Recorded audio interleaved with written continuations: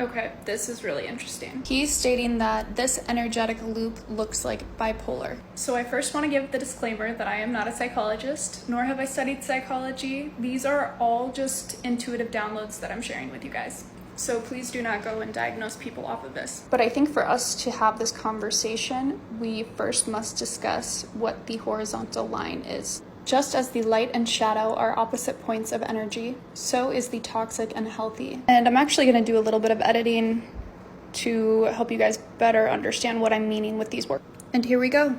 I have replaced toxic with unconscious and healthy with conscious. When viewing this on a spiritual plane, a lot of spiritual traditions will refer to the unconscious as asleep and the conscious as awake. The horizontal line between the unconscious and conscious demonstrates the individual's perception of reality. The quote-unquote goal of the journey of being human is to achieve consciousness. That in achieving consciousness, we will discover the abundant love of God, Source, the universe. So just as the light is an anchor to the shadow and the shadow an anchor to the light, consciousness and unconsciousness are an energetic loop within themselves. But the further that we progress along the line of consciousness, the more we are able to perceive our unconscious or toxic behaviors for what they are. So the unconscious or toxic portion of ourselves never disappears along our healing journey.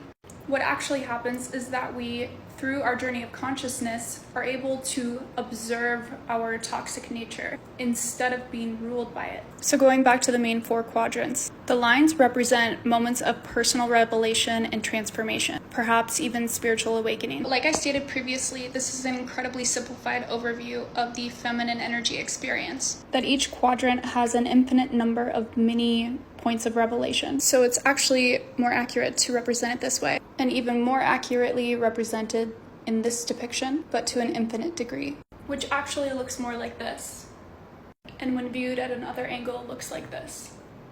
So back to the simplified diagram. If an individual goes through a moment or point of revelation without being anchored, the reality of that individual can break. That in an attempt to bypass necessary steps of growth, whether done consciously or unconsciously, the individual downloads more information than they are ready to communicate within the physical realm, which can manifest as what we perceive personality disorders to be. But again, this is just a spiritual observation. I am not a psychologist.